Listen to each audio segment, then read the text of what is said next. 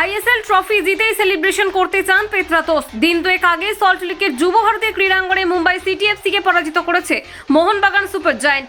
এই জয়ের ফলে এবারের ইন্ডিয়ান সুপার লিগে সিল্ড সুনিশ্চিত হয়ে গিয়েছে ময়দানের এই প্রধানের। জানিয়ে খুশির আমেজ রয়েছে সমর্থকদের মধ্যে।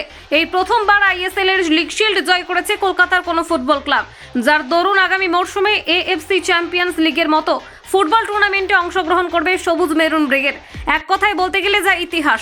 তবে এখনই সব নয়, শিল্ড জয়ের পাশাপাশি এবারের আইএসএল ট্রফি জিততেই সেলিব্রেশন করতে চাইছে বাগান শিবির। ঠিক এমনটাই ইঙ্গিত দিলেন দলের অজি ফুটবলার দিমিত্রি পেত্রাতোস।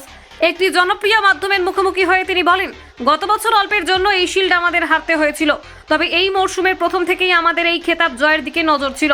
প্রথম থেকে আমাদের দলের সকলে যথেষ্ট পরিশ্রম করেছে, সুযোগ মতো নিজেদের সেরাটা দেওয়ার চেষ্টা করেছে। মাঝে দলের কোচের অনুপস্থিতিতে দলের কিছুটা সমস্যা হলেও পরবর্তীতে বেঙ্গালুরু ম্যাচে তা শুধরে গিয়েছে। সেখান থেকেই পরবর্তীতে আমরা মুম্বাইকে হারিয়ে লিগ শিল্ড জয় করেছি।